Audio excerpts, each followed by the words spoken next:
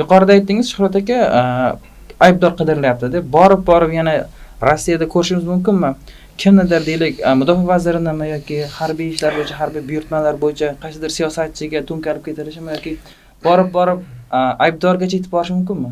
Ixtiyor mana 9-mayda sobiq ministr Shoygu paradda ko'rinmadi.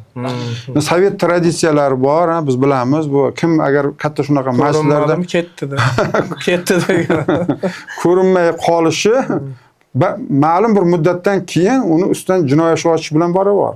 Hozir shunaqangi bir qochiriqlar bor Rossiya Z kanallarida, go'yoki shu sobiq ministr Shoygu ustidan mahkama qo'zg'algan. Hattoki hozirgi shtab boshlig'i Gerasimov ham mahkamaga tortiladi degan gaplar bor. Endi bu yerda ham harbiy biror maqsadga erishilmasa, oxir final shu bilan tugaydi. Aybdor qidiriladi va aybdor albatta topiladi. Mana oxirgi haqiqiy tarixiy parallel borda. Ivan Grozniy ham Livoniya urushida yutqizgandan keyin terrorni boshladi. Va oxir oqibat o'zi ham o'ldi va Rossiyada bosh-boshtoqlik davri boshlandi. Bunaqa misollar ko'p. Urushda yenga olmadimi, o'sha hukumatni ketadi yo inqilob bo'ladi yoki terror bo'ladi. Men bu Pyotr tarixida ham bor, o'shaligi nimada shvedlardan birinchi o'sha mag'lubiyatlarda Streletslar qo'zg'olon ko'taradi-ku, mag'lubiyatdan keyin. Va keyin ularni juda shafqatsizlarcha bostirilgan, bir-biriga to'nkash bo'lgan, demak haligi Streletslar bu haligi Pyotrga to'nkagan mag'lubiyatni, Pyotr esa ularga to'nkagan. Oxir oqibat mana shu ikkita o'ziga sodiq polklar bilan shu yangi formatdagi qo'shin bilan Streletslar qo'zg'oloni qatag'on qilingan edi va bu qatag'on esingizda bo'lsa, Ixtiyor, qanday shafqatsizlarcha. Endi ularda ruslarda bir jazolashning antiqa formalari bo'lgan, har doim uni kol deydi, haligi manamday olta bilan nayzaga o'tkazib qo'yish tirik odamni. Mana shu Streletslarni 10,000 kishini nayzaga o'tkazib chiqqan. Jon birdan uzilmaydi. U demak shu o'tirgandan keyin sekin tomog'idan, og'zidan chiqib keladi.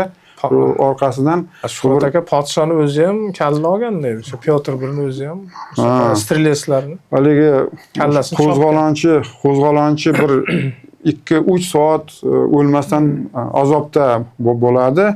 Endi o'zi rus tarixini agar gapiradigan bo'lsak, endi super shafqatsizlik, o'ta shafqatsizlik. Mana xuddi shunday ahvol hozir bugun Rossiyadan pishib ketyapti. Aybdorlar qidirilyapti. Aniq o'sha vaziyat yana qaytarilishi hech gap emasda. Yana o'sha aybdorlarni qatag'on qilish bor. Lekin aslida o'sha Streletslar ham aybdor emas edi. Ularning o'sha jazoga tortilishining sababi hukumatga qarshi chiqqanligida bo'ldi-da, balki to'g'rimi? Yo'q, endi u yerda Streletslarning bir qismi haligi qochib ketdi deb ayblar qo'yilganda, endi u qanchalik haligi to'g'ri biz endi hozir bilmaymiz, lekin urush boy berilsa kimnidir aybdor qilish kerak. Yo podsha ketadi yoki boyagi janr qoidasi shunaqa. Bir xil.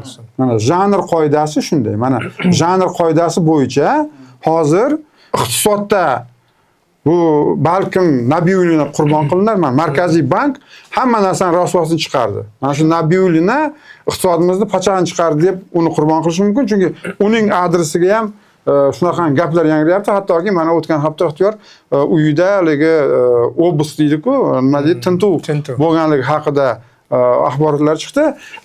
Armiyani endi jazolab qo'yish, bu endi ular haqiqiy aybdorlar, bu armiya. Mantiq bo'yicha. Mana shuning o'zi ham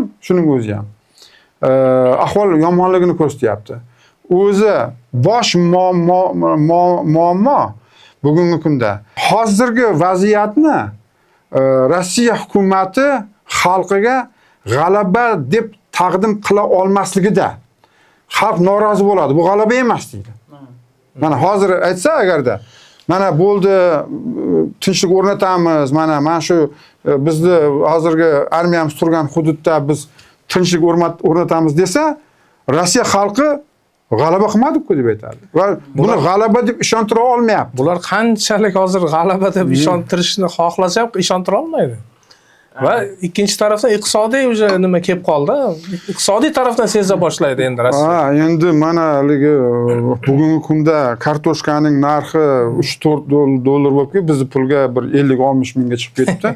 Bu endi kartoshka eng shu Rossiyadagi eng ko'p haligi yetishtiriladigan, yeyiladigan azaliy oziq-ovqat bo'lgan kartoshkaning narxi shunaqangi qimmat bo'lib ketyapti.